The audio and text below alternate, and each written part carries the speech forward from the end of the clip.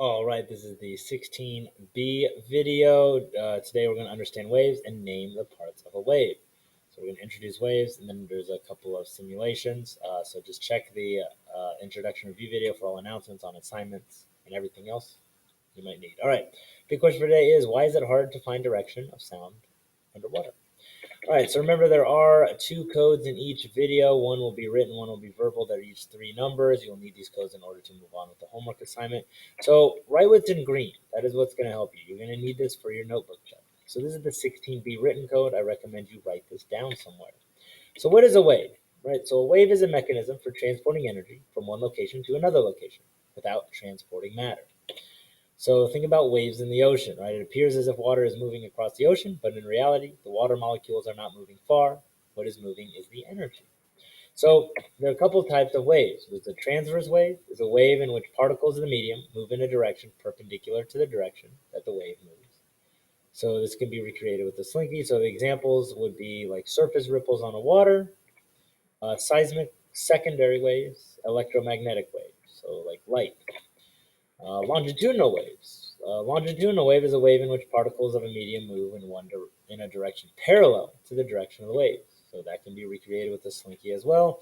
Examples of longitudinal waves are sound waves, seismic P waves, so those primary ones, and that's it. So you can see that the different kinds of seismic waves are down here.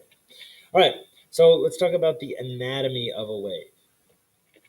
Okay, so some parts are only present in the translational waves, denoted by T. Some parts are only present in a longitudinal wave, denoted by L.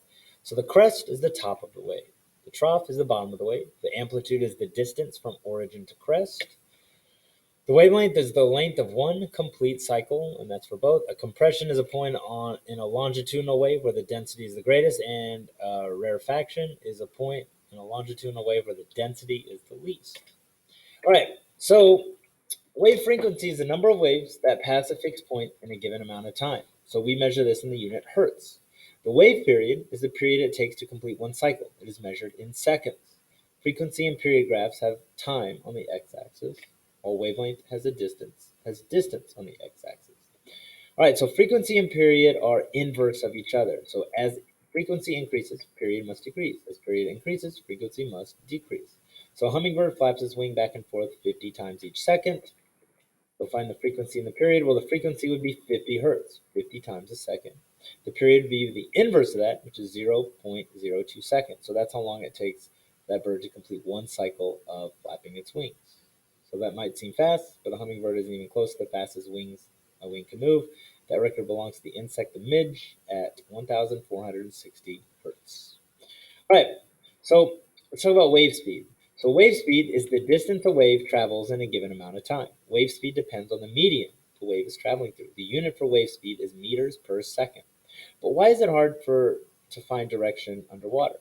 So we find direction of sound by the difference in time it takes the sound to get to our ears. The speed of air is 343 meters per second. Speed of sound in water is 1,482 meters per second. Our brain is tuned to hear sound in one ear and then the other and find the time difference. That's how we find direction of sound. In water, the speed of sound is over 4 times faster than air. Our brain can't keep up with that direction. It can't keep up with that, and direction is very hard to find. So this effect can happen on other planets as well. So there's a link here that you can find what you would sound like on Mars. So this is what happens when some people are deaf in one ear. You cannot. It's hard for them to distinguish direction of anything really. So let's try everything we've learned about waves so far and combine them into an equation. The velocity of a wave is found by taking the frequency of the wave and multiplying it by the wavelength. So just write that equation in your notes. So let's look at the variables. The variable v is the velocity of the wave and is measured in meters per second. The variable f is the frequency of the wave and is measured in hertz. The variable, that's for wavelength, that's the lowercase lambda, I think, yeah, is the wavelength of the wave and is measured in meters. And when changing medium, the wave speed changes. The wavelength will change. The frequency remains the same, though. So you can see that in that diagram up there.